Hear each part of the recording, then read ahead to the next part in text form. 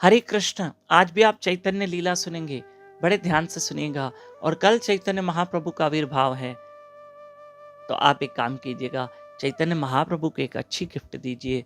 सुबह हमारे साथ कल 5 से 6 बजे तक अर्ली मॉर्निंग ब्रह्म मुहूर्त पे उठ के हमारे साथ जप करें, हरी कथा सुने, चैतन्य लीला सुने। यूट्यूब चैनल दामोदर दास पे लाइव रहेगा। प्लीज हमारी एक रिक्वेस्ट है।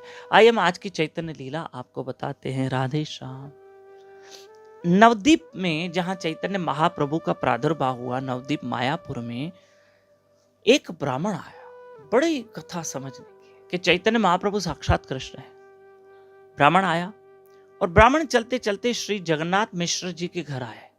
जगन्नाथ जी मिश्र जो चैतन्य महाप्रभु के पिता हैं, यानी वो ब्राह्मण चैतन्य महाप्रभु के घर आए। ठीक। और जगन्नाथ मिश्र जी बहुत आनंद, अरे मेरे घर में ब्राह्मण आए, बड़ी उनकी आओ भगत की। तो महाराज रात का समय आप हमारे यहाँ पधारे, ब्राह्मण देव क्या सेवा करें। तो इस ब्राह्मण ने कहा, मुझे भूख लगी है, मैं पहले अपने गोपाल जी को, ठाकुर जी को भोग लगाऊं और मैं भी ग्रहण करूं, मैं भी भूखा हूं, तो लेकिन मैं अपने हाथ से बनाऊंगा, ब्राह्मण ने कहा। तो श्री जगन्नाथ मिश्र जी ने कहा, हाँ हाँ ब्राह्मण देव, ये हमारा रसोई घर किचन है, बिल्कुल साफ सुथरा है, आप भोग बनाइए और भोजन बनाइए, फिर आप ठाकुर जी को, जो आपके साथ गोपाल जी है ना, उनको भोग लगाइए। तो कहा ठीक है। अब ब्राह्मण किचन में गए, नहा धो के स्नान करके किचन में गए और भगवान के लिए भोग बनाने लगे। हरि बोल, हरि बोल। भगवान के लिए भोग बनाने लगे। अब भोग तो बन गया, ठीक है। अब भोग तो बन गया, और जैसे उन्होंने भोग लगाने के लिए, उस ब्राह्मण ने क्या किया, उस भोग लगाने के लिए जैसे ठाकुर जी के आगे भोग रखा और आंखें बंद की, मंत्र पढ़ने लगे।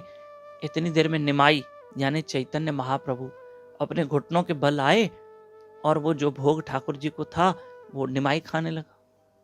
ब्राह्मण की आंखें खुल गई। ब्राह्मण ने कहा, अरे अरे राम राम राम राम, अरे इस बालक ने तो भोजन झूठा कर लिया, अब मैं कैसे भोग लगाऊं। चैतन्य चरितामृत में कथा आती, अब इस बालक ने तो झूठा कर दिया, मैं गोपाल को भोग कैसे लगाऊंगा, चलो मैं कुछ फल फ्रूट का भोग लगा लेता हूं।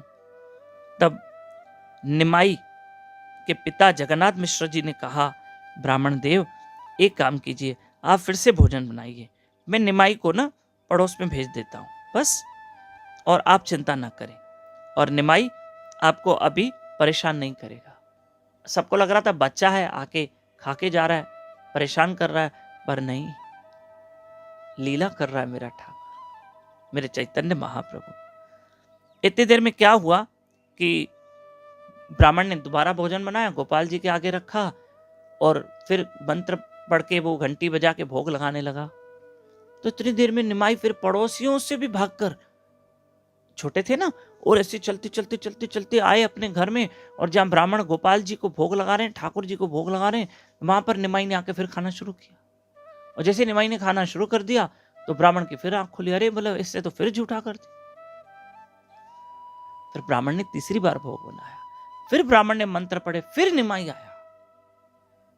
तब ब्राह्मण ने कहा, अरे निमाई तू बार बार क्यों झूठा कर रहा है। तब निमाई ने कहा, मैं झूठा नहीं कर रहा हूं, आप ही तो मुझे बुला रहे हो कि आओ कृष्ण भोग लगाओ, आओ कृष्ण भोग लगाओ, तो मैं क्या करूं, अब मुझे ही तो बुला रहे हो। और तब उस निमाई ने बाल रूप में, बाल कृष्ण रूप का दर्शन उस ब्राह्मण को करवाया। तब ब्राह्मण को समझ में आया कि ये साधारण नहीं, ये साक्षात श्री कृष्ण है। और इस निमाई चैतन्य महाप्रभु का कल प्रादुर्भाव है, कल चैतन्य महाप्रभु का आविर्भाव दिवस है। कल वैष्णव व्रत करते हैं और वैष्णव व्रत जरूर करेंगे। कल सुबह 5 बजे ब्रह्म मुहूर्त में भी उठिए। और एक विशेष सूचना कि कल ब्रह्म मुहूर्त का समय 5 से 6 है, पर परसों से 15 तारीख से शनिवार से ब्रह्म मुहूर्त का समय चेंज हो रहा है।